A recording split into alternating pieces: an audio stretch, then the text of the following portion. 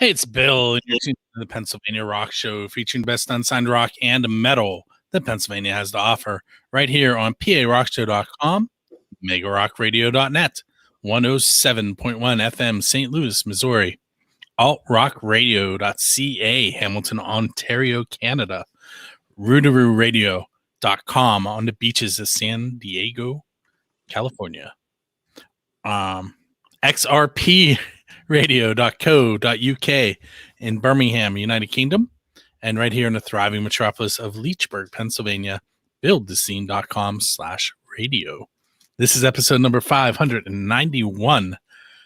And with me tonight is Cody from Whitethrash. What's up, Cody? What's up, man? So, is that a Grateful Dead poster behind you? It is. It is, man. I mess with them.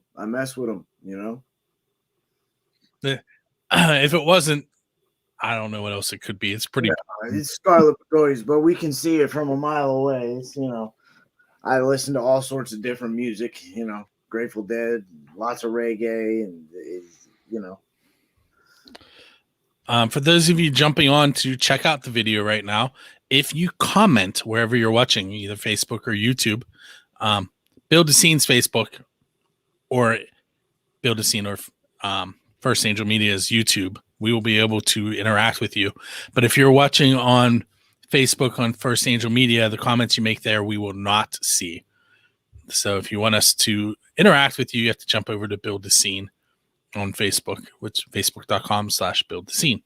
If you don't want to interact, then by all means, hang out on First Angel Media's site because, well, they're awesome too. And when I say they, I mean us. But we don't need to get into that. So, Cody, now you're probably confused. No. Well, I stay in a certain matter of confused. You know what I mean? I try to throw them off, Jack Sparrow style. I watched a cut scene from the original movie last night. Yeah, it was supposed to make Jack seem like a completely different character, and I'm watching it. I'm like, I swear I saw this scene before. Right. Yeah, I watch movies I've watched 100 times, and the second time you see it, you see something different. Or it might be the 80th time you see it, you might see something different.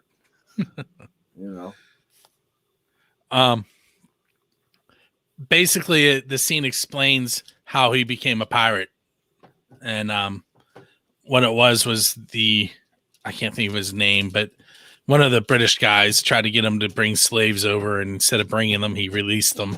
I am so diabolically interested in that. Just the origins of Jack Sparrow would probably be a good movie there. Yeah, he said, this all started because you didn't bring me my cargo, and Jack goes, people aren't cargo. That's a good point. So he's exactly right. You know what I mean? So. But the rest of the scene, I was like, I swear I saw this already. You're selling me the same thing twice. But anyway, Pirates of the Caribbean, great group of movies. I'm still hoping that it's terrible to say, but I want to think of this band like there was this dudes watching this, whoever probably knows the band. I don't know it, but they're all like pirate metal dudes, man. And I've loved from Pittsburgh. No, because there is a Pittsburgh pirate metal band. Either way, I fuck with them, and that's cool. Shit. Sorry. Either way, I mess with them, and that's cool, man.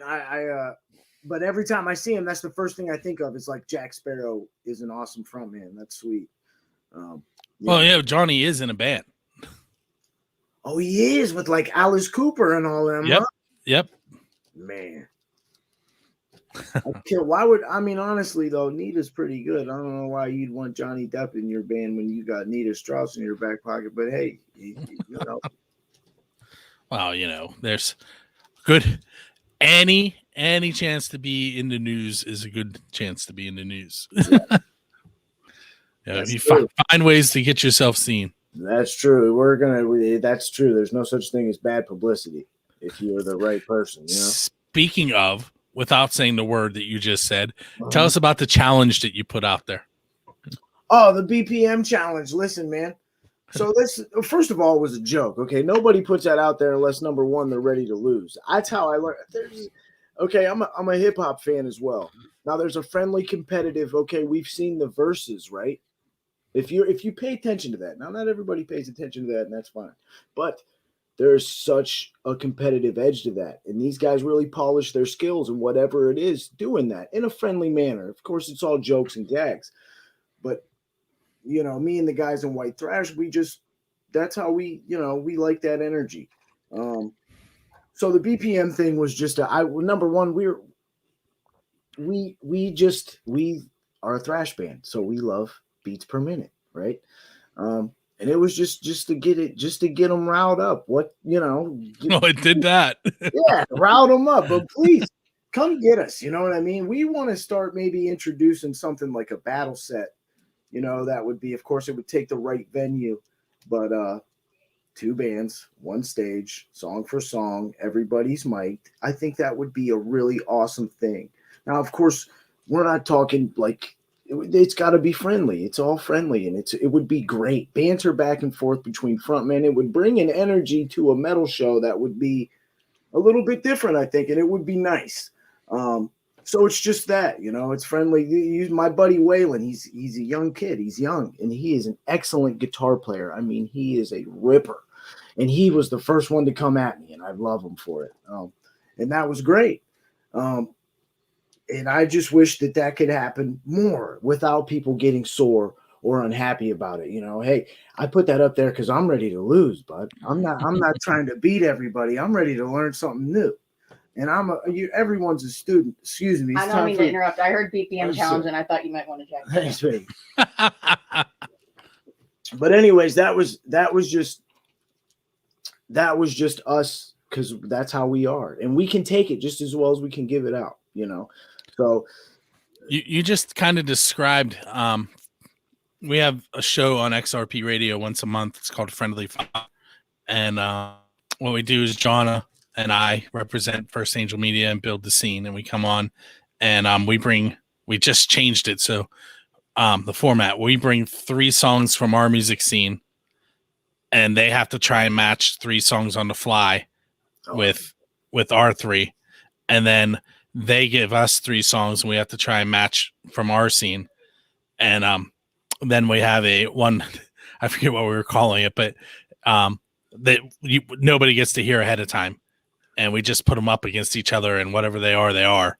And there's a live chat box, and the people talk about what they like about each song and what they didn't like. And, it's fun.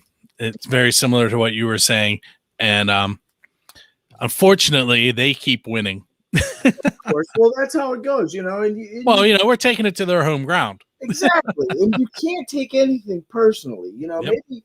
But it really is good for the craft. If you're trying to polish your skill, nothing helps you do that better than, I think, a little friendly competition. Well, and it's the chat box is mostly European, and they usually, we've done 6 of them so far. There's only been one where I've been like, ooh, maybe that shouldn't have been said. Numbered over there, it's crazy. And that's something that you learn, and you walk away from that like, all right, let's get these. We need to get these dudes and send them over there. That's how you polish the skill, man. And then you get the band. You saying that. Hopefully, bands now are sharpening their axes up, going, yeah, we need to get that song. It's little things like that we got to cherish, because not everybody's, rock and roll don't pay the bills, man. No, definitely not. You have to really enjoy the small things. So that's what the BPM challenge was about. I'm pretty confident in what I do. I mean, I've ripped these things up all day. I have since I was a kid. And I'm still learning. And that was just us. Well, number one, we're trying to promote we got a mixtape coming out, the October tape, which is songs from our first record done with our new bass player, which Kyle's been our bass player since Poser Exposer. He's an incredible musician, and playing our old songs with him just made us want to go back into them and give it some more. I think I'm almost positive I have that song too. Which one is that? Poser Exposer? Yeah. Yeah. Or maybe I have. I don't know. I have to go back and look. I'm not going to look now. No big deal, man. It's out there everywhere, you know. But that's the you know, and that's what it was. And I made the post just clarifying that it was a joke. You know what I mean? It wasn't. Now, mind you, I'm no saint at band practice, so of course I was a little tuned up. But it was still, come get me. The kid's ready to lose. You know what I mean? And I just think that, you know, I like that. So, hey, I guess if you took offense, I'm very sorry that I'm not sorry, and that I don't mean no offense, but you know, let's get it going. Let's do this. So something else, Yes, kind of out of nowhere, but not really. I see your 6-speed kill shirt there. Yes. And I happen to have Under the Gun and Murderbot by 6-speed kill. I also have, if I look hard enough, give me a second here. I believe I have one other song by them. Rattle Clock. Sin to Win, which is on a compilation from 2020 that they did. So I feel like we could play some 6-speed kill tonight too. Yeah, we could, because they're amazing. We jammed with them a handful of times. I want to say maybe 2 or 3 times, and they are great dudes, and they rock. So, you know, if they're on the flyer, you better just go, because it's a show. You know what I mean? Them dudes rock. So I know that I asked Wes this question when he was on way back when, but where did the name Whitethrash come from? Besides the obvious play on words. Right. Well, where it came from is all of us, me and all the boys in the band, you know, we were just poor white trash, you know. All of us had been called that once or twice in our life, and it just seemed funny to me. You know, I kind of crafted it, you know, because I was called it a lot growing up. And I just was like, yeah, man, white thrash. And I kind of always had it in my pocket, but I was in a band in high school, you know, I never threw it out there. But then when me and Danny, the drummer, we started writing for white thrash, and we just, you know, we loved it, you know, and it stuck. There was a few quarrels with it, but you know, we're good dudes. You know, all these guys are, you know, by all means, the other 3 members of this band are probably the coolest part of me. So, you know, they're, you know, we're all good dudes. There's never, ever been any hatred involved or anything like that. You know, we love everybody, and we're, you know, it's just a play on words. And mainly it's because we're just 4 poor white dudes, you know, rocking thrash. 80s Bay Area thrash, you know, and we're sticking with it. It's yesterday when I posted the live video, it pops up and says, you know, coming up live, whatever time it was. Yeah. I hadn't put your logo on it yet, and at the top of the Build a Scene Facebook page is a picture I took of the band after the fall.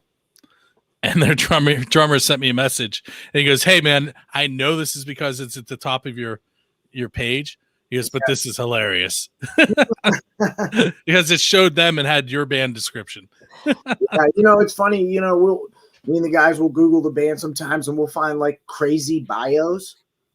Like it'll have the record and all the tunes, and then it'll be like a bio, like band formed in 2005 in San Diego, and we're like, I was a junior in high school in 2005. You know, so it's crazy. The internet I was on year 2 of my current job in 2005. Right.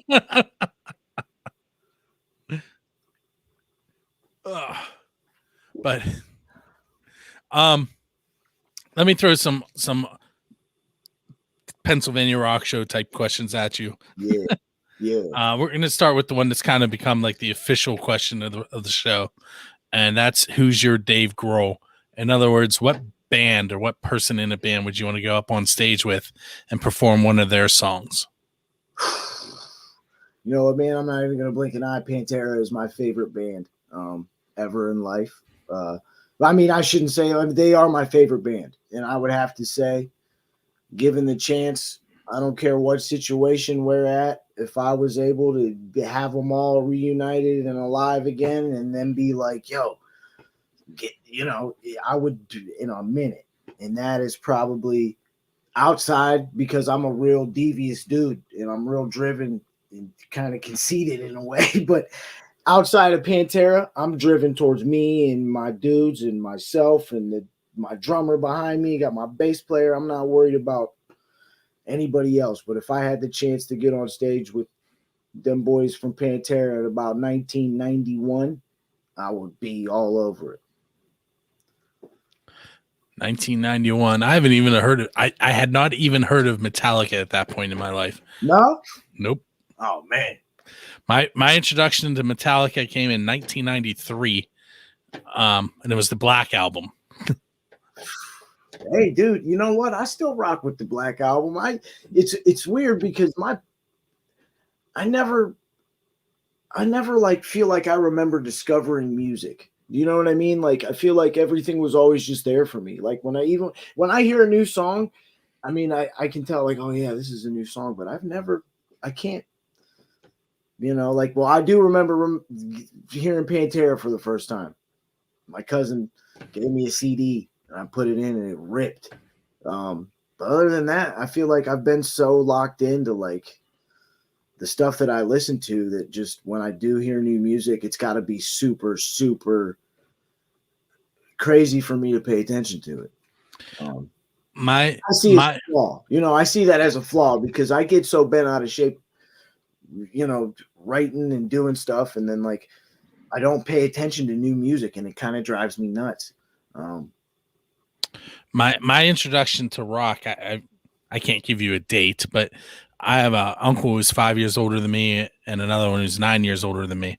So when I was growing up, I spent a lot of time with them, and they were listening to like Motley Crue and Kiss and Judas Priest and Queensryche and so even some glam kind of stuff, some Poison in there, Van Halen. Yeah. So my musical tastes come from what they were doing because I was looking up to my uncles. Right. But I remember, and again, I can't give you a date, but I can also remember the first time I heard Nirvana. My next door neighbor's grandson, who's like 2 years younger than me, he used to bring cassette tapes over. There, age myself a little bit, Right. and I think I listened to a Bill Cosby comedy act once, but he came over and he put Nevermind in, and I was like, "What is this?" So there are definitely songs that when you hear them, they stick with you and you remember. There's local songs. The first time I heard Talking About Lightning by Doppler Effect, I was hooked. They were a Southern rock band. Yeah. Cage has a song. They have a couple, but they Stranded. And the reason that one stuck with me is because I had a conversation with the singer, and he told me the song's not really about a dying worm because there's a part where it's talking about a worm stuck in the driveway. But there's and music as a whole, and I'm going to give you a chance to probably talk about this too. It can be interpreted differently by everybody, and sometimes it's there for you when you need it. Yeah. That's the truth. It was just music was there. My dad and my uncle played in the country western band, and my dad also played in the rock and roll band. He still does to this day.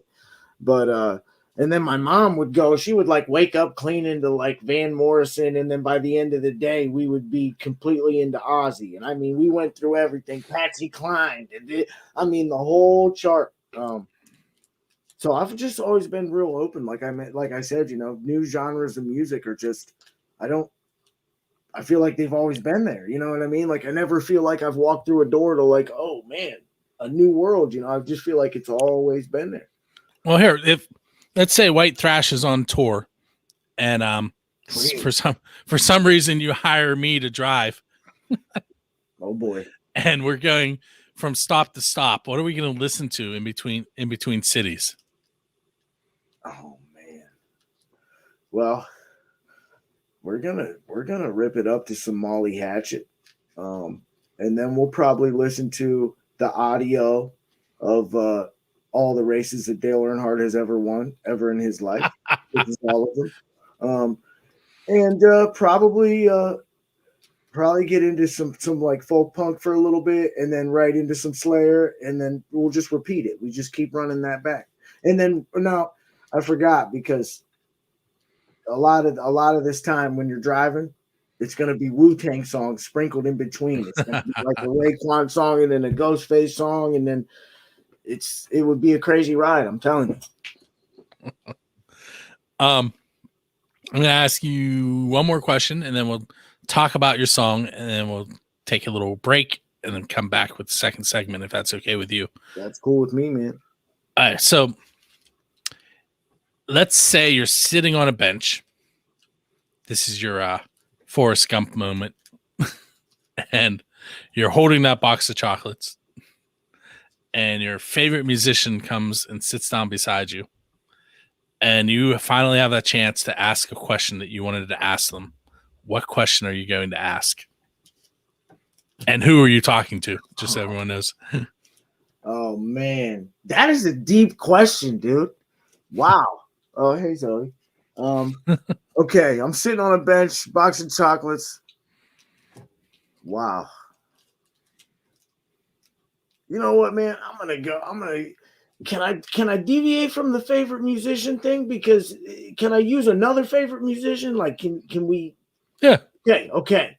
So I'm sitting on a bench.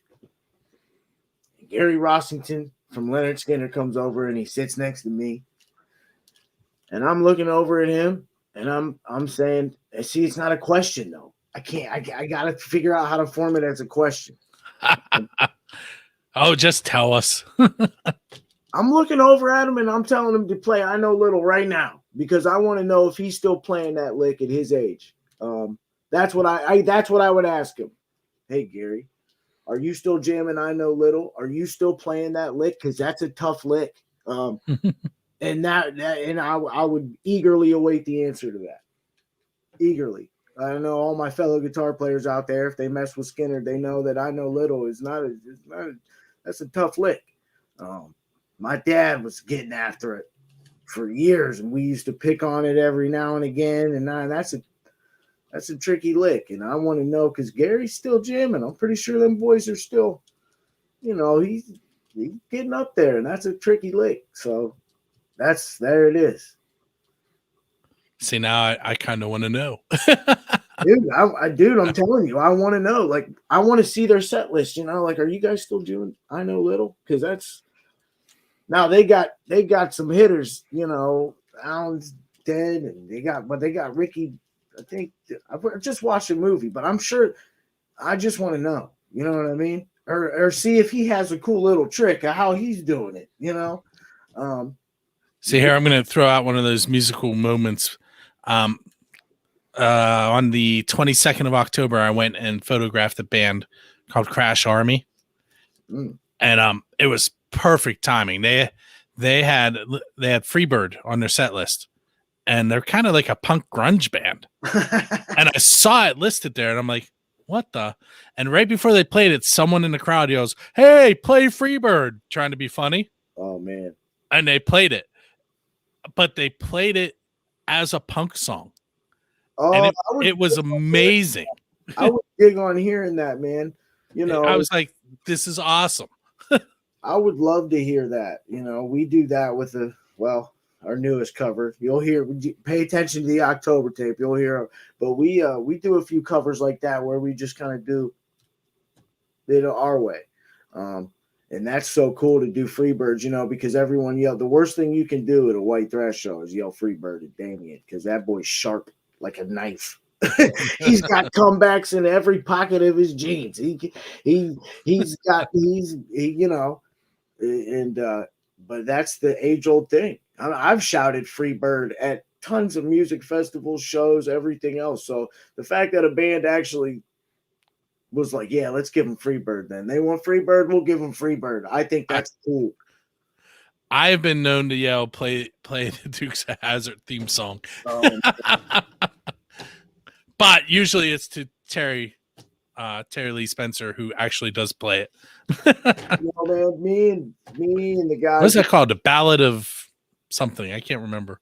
Dueling Banjo. I don't know. I never watched the Dukes of Hazzard. I watched again. I'm a little older than you. Yeah, I would watch like the Rifleman with my grandpa and my dad, cowboy movies, but I never got into the Dukes. Besides old girl, you know, everybody knew her, but yeah. All right, so here's what I want you to do. I want you to tell me a story about your song, Eviction Notice. So Eviction Notice is about that really, really, really, you know, all of my fellow band members have been there. The band before you is taking forever. Their set has been dragging on. They weren't nice to you from load in. And, you know, they just think they're in a tour bus and they're opening and their set is just bad, and you're biting at the bit. You're backstage. You're ready. All your pedal board's hooked up. You got stuff falling off your amp. You're ready to rip. Eviction Notice is about getting off of our stage so we can get on it. And there's 100 million stories about that. You know, and that song's about us as well. You know, so that's what Eviction Notice is about. Move over. It's our turn. 30 minutes. It's been 45. And then they tear. And then it take forever. Yeah, and then the dude's got 6 boom stands and his aunt from, you know, everybody's family's there, first show deals type stuff. That's what Eviction Notice is about. That's my Eviction Notice. Now you get Damien on the show or Danny. We all got different Eviction Notice stories, and you know, that's what it's about. It's about it's my turn. It's my turn, and I want to go right now. Which we are very, very bad at. You know, we have a hard time sometimes. We just want to get it done. You know, and it's because we love what we do. So. That's Eviction Notice right there. Move your gear and get off my stage. Okay, so we're going to take a moment. We're going to listen to Eviction Notice by Whitethrash. We're also going to listen to Sin to Win by 6-Speed Kill, since he is advertising that on the video right there on his chest. And we'll be right back with episode 591 of the Pennsylvania Rock Show. For those of you that are watching live, you don't get to hear the music because Facebook and YouTube would very impolitely mute us, and we don't want that to happen. So what we're going to do now is we're going to come back as if we listen to those songs, and I have a couple more questions for you. Cool. Okay. Hey, let me try that again.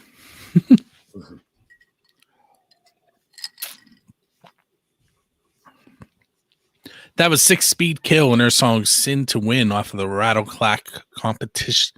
Let me try that again. Compilation 2020. And right before that, you heard Whitethrash, Eviction Notice.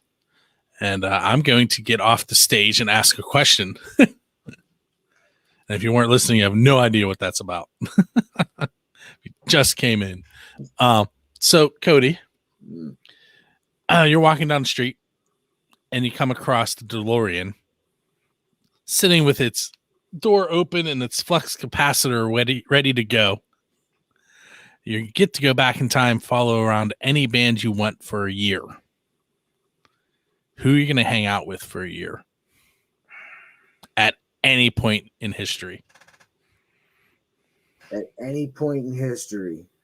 Yep. So if you want to go hang out with Robert Johnson before he sold his soul to the devil, you can do that. You know what? Well, that's a different story. But I would probably hop in the DeLorean and go back to like the late 70s and kick it with Van Halen, man. Back when David Lee was really partying, imagine them days. And Eddie was still coming up with stuff. Imagine being in a band with Eddie Van Halen and he calls you up and he's like, dude, I got an idea. And you go over there and see something amazing. That would probably be what I did, man. Maybe catch his chops, either Eddie or like Kiss. I'd love to go kick it with Ace back then.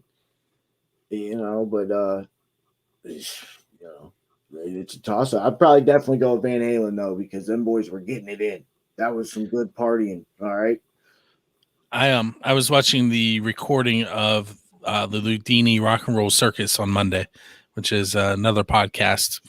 They're from Cannonsburg, and their episode this week that they were recording was replacement band members that the fans didn't like. Yeah.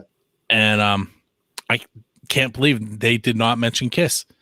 Anyone not named Ace or Peter is completely hated by the diehards. Well, except for me. I kind of, man, because I dug Eric Carr and I dug, I like Kiss. As an well, let me reword that. Anyone wearing the Peter makeup and the Ace makeup, right? That's the key. I mean, ideally, man, Rock and Roll Over Kiss is that's my Kiss, but I do dig on the other stuff. Kiss is Kiss, and as far as art goes, them boys are the kings. They really have a product. Kiss. Yep. If you check Kiss out and you don't learn nothing, something's wrong. You can't hate on Kiss. Them boys. Hey, listen, I just saw them in Burgettstown in October. So me and my dad had tickets, and we just a bunch of people. The vid was probably in there. We didn't want to get sick, so we stayed back. It got rescheduled 3 times. Yeah, we bought tickets on the second one, and then ended up going. Right. We didn't originally buy tickets. Yeah. But we sat right at the top of the lawn, and closest people to us were probably 20 feet away. It was beautiful. That's awesome. We just sat there in the rented lawn chairs and hung out without kids, which was awesome. That's where I had kicked it, listened to some great music. I will say though, like the opener, I can't think of his name, but he does painting on stage while music is playing. Okay. I think that it's a cool thing, but I don't think it belongs as an opener for a rock band. No, I mean, there's some music festivals I go to, reggae bands, which I think it matches perfect, and then it's really good art. I go to the NLQP, Nelson Ledges Quarry Park, Northeast Ohio, and at least once a year for the last 13, 14 years. But even before that, I grew up there. So, but they have some really cool. And then there was a metal band I played with in Northeast Ohio called Caligo because that's where I grew up. They would have a dude that would paint on stage, and they were a metal band, and it was a little different, but that has an element there, there really is, because then somebody who really enjoyed that show, like if I was going to my first show, when I went to my first show and some dude was painting and I could have bought that painting and took it home and hung it on the wall. Yes, they are doing that. That would have been the coolest. I don't want the t-shirt. I don't want that painting. That is cool. They were you could buy a chance at winning the painting, and then the money that's made through that was being donated. I can't remember to who, but it was to a nonprofit. With that part of it, all of that is cool. Yeah, all of that is cool. But like when you're in the big amphitheater and there's one guy on stage painting, I needed an opening band that night. Yeah. A warm up. We're talking about the greatest show in the world. My wife kept going, he's trying to be a front man and he's just terrible at it. Well, and that you guys probably weren't the only ones that felt that way. You know what I mean? But I mean, what he did was amazing. When they would zoom in on the paintings, it was cool. They were awesome. Mm-hmm. But again, it felt out of place. Yeah. But I've also seen Aerosmith with Kiss. I've seen Poison with Kiss. I've seen Ted Nugent with Kiss. I've seen Motley Crue with Kiss. Yeah. And then I saw a guy paint. And then I saw. You see what I'm saying? I know exactly what you're saying. That's a letdown. Like, oh, how big was the camp? Like, tell me he was just painting some little tiny. No, they were big. They were okay, but hopefully he was putting. And he did. Was he chucking them paint cans out? Like, tell me he was going. He was like throwing the paint at the canvas. Oh yeah. But when he was done, like one of them was James Hetfield. He did all 4 Kiss faces as the final one. Okay, so he did Bruce Springsteen, like, and you could tell that's what they were. I mean, it really was amazing. It just was out of place for me. Yeah, I agree. That would probably throw me off a little bit too. I don't know. I'm a weirdo. I'd have probably been up there cheering for dude, throwing in my smelly boxers or something. Love you, bro. JK. All right, so this is a relatively new question for the Pennsylvania Rock Show. Yeah. So, being in a band, I'm sure you've eaten pizza all over the place. Everywhere. Yeah. Where was your favorite pizza that you ate because you were with your band? I forget where it was. Maybe it was the Craft House. And this wasn't the best tasting pizza, but it was a good pizza. We asked them to put a pentagram on our pizza with the pepperonis. Or no, we wanted them to cut it. We threw them a curveball, and they came back with this pizza that was all I think they made a pentagram in the pepperonis, and we ate it and laughed pretty hard all night. It was pretty funny. But if we're talking about flavor, if we're talking about food, like there was this bar in West Virginia called Goodfellas. We jammed down there a couple times. And these dudes had wing sauce that would blow your mind, and pizza, and it was good.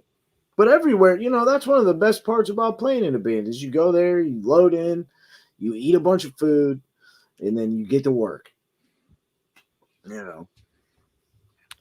So that question, just to give you a little bit of an origin, I did a last minute photo shoot of a band called Vaz out of Michigan. They were playing in Katanning. Okay. And they literally contacted First Angel Media at like 3 p.m. and their show was at 7. Nice. And I was like, yeah, I can do that. And I got there and they were eating a Vocelli's pizza and they were like, this is so good. And I'm like, dude, that's chain pizza. And there's like all these mama pop shops around. You got Vocelli's? Listen, and don't get me wrong, Vocelli's isn't a bad pizza, but no, it fills you up. I mean, honestly, I'll eat any pizza. There are definitely some good mom and pop shops around the Katanning area that they could have gotten. Right. Which means, and since I know the owner of the venue, I'm going to have to harass him about it too, because he bought the pizza. Oh, you got to give him a hard time. What are you doing? Buying that cardboard pizza. In fact, the pizza, the one that pops to mind is called Mel's Pizzeria.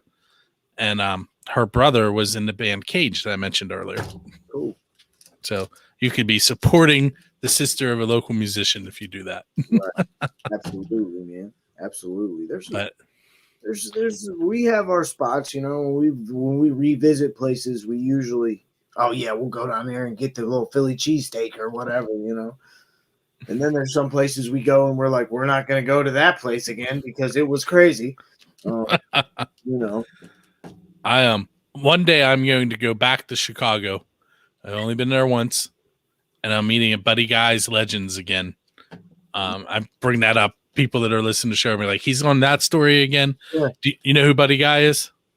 I mean, you talking about Buddy Guy? Yes, Buddy Guy. Yeah, no, okay. Buddy Guy is. Okay, just checking. Yeah. So he owns a restaurant in downtown Chicago called Buddy Guy's Legends. Yeah. And there is a stage in there, and there is always blues music, live blues going on in this place. Yeah.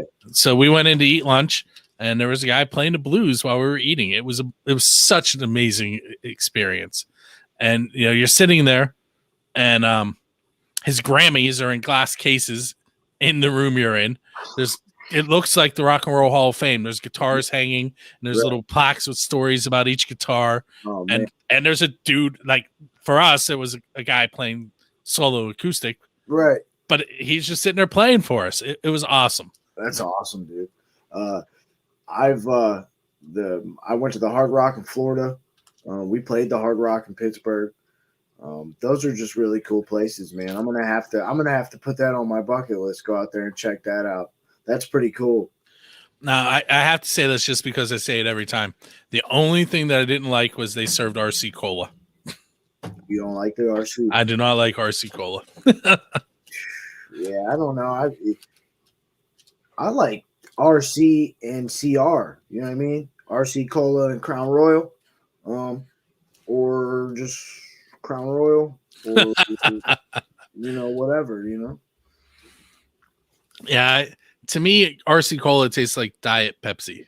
Yeah, it's got that funny little caramely taste to it. Yeah, but anyway, Buddy Guys, it's an awesome place. Yeah, I'm gonna have to check that out. All right, so that kind of leads into another question. Okay.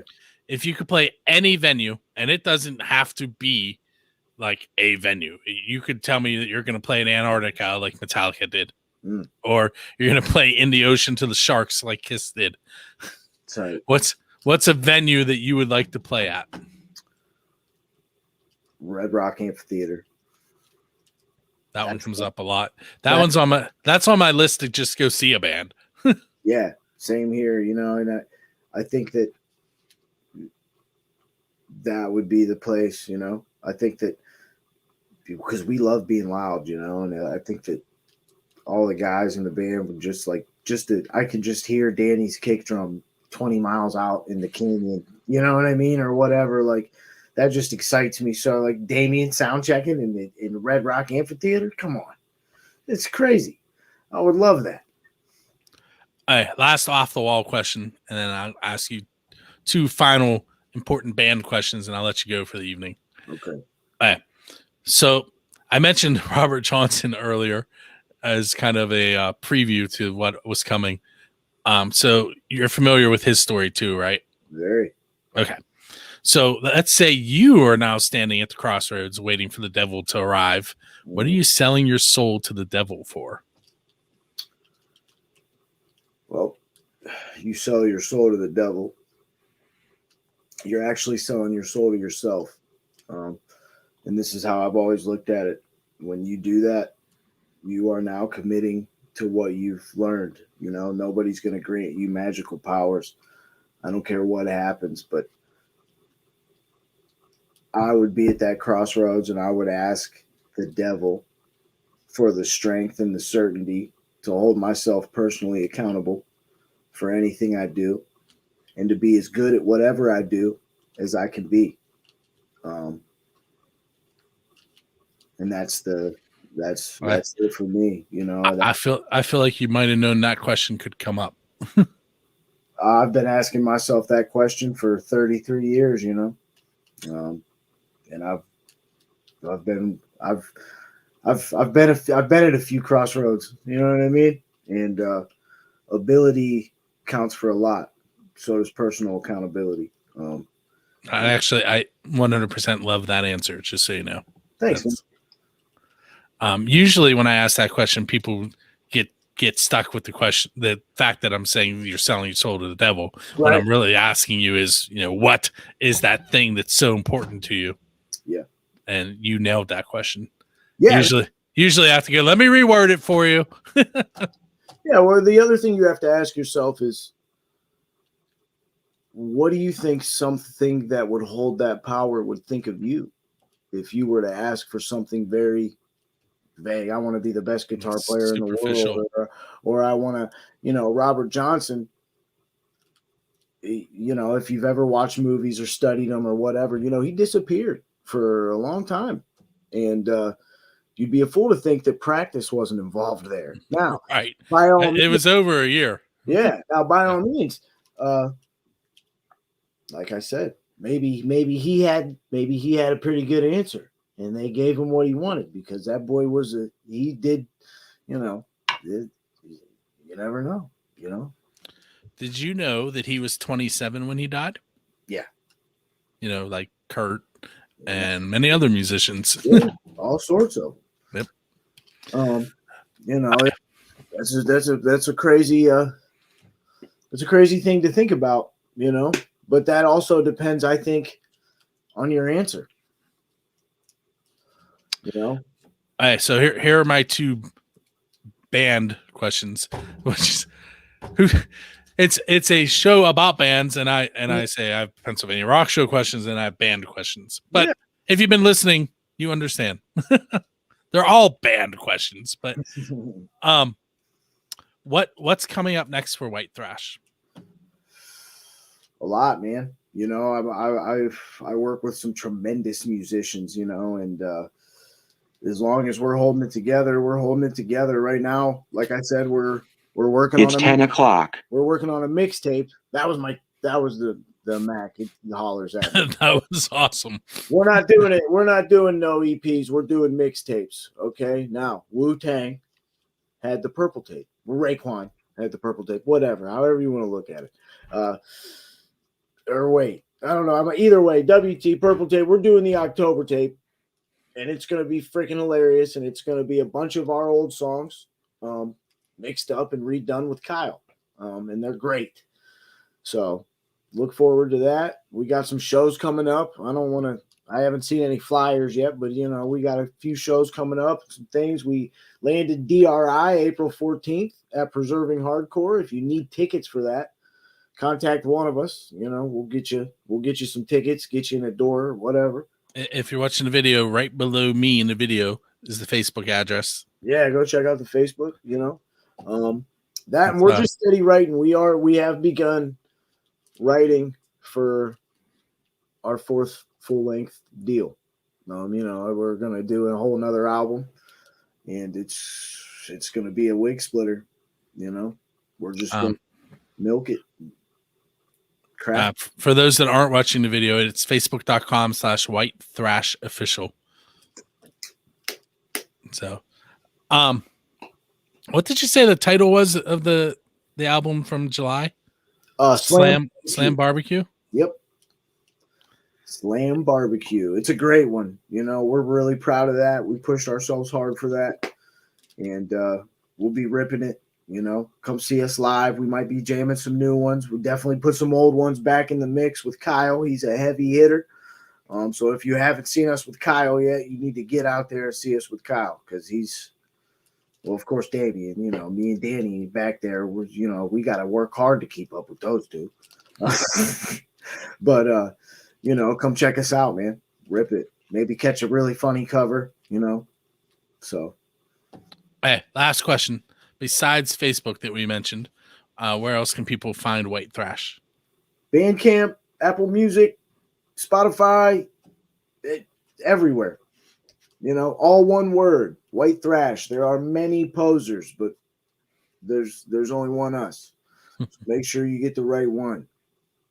And just to help them out, where are you guys based out of? What city would you consider? We claim Pittsburgh. Elwood City, I think our Facebook page when we were practicing at Elwood before, but we're a Pittsburgh band. Okay. Well, Cody, I want to thank you for hanging out with me tonight. Dude, thanks for doing this, man. This was awesome. No problem. For those of you that aren't familiar with the show, this show, the Pennsylvania Rock Show, is released every Friday. You can go to buildthescene.com. It's 6 a.m. if you want to catch it as soon as it's uploaded. It is aired on buildthescene.com Fridays at 8 p.m. And then all the stations I mentioned at the beginning of the show have various times that the show airs. Like St. Louis, the St. Louis, which is wow, I completely blanked. 107.1 FM, and wow, why can't I think of the streaming station name right now? It's terrible. Which cup? What cup do you have? There's just water in here, man. I don't know. But anyway, they are Sundays, and we pretty much cover almost every day of the week. If you want to listen to the PA Rock Show, you can do that. And then, as I mentioned earlier, we have Friendly Fire, which is once a month on XRP Radio. That one varies. I believe it's going to be the 20th this month. And then we also have 3 questions and a song, which are aired on the 1st and 15th at buildthescene.com. So if you're looking to find new music from anywhere in the world, really, buildthescene.com can help you there. If you want to find new music from our corner of the world in Pennsylvania area, then you want to check out PA Rock Show, which you can find by going to buildthescene.com. I never know how to end this. Once again, this has been episode number 591, and I will see you next week.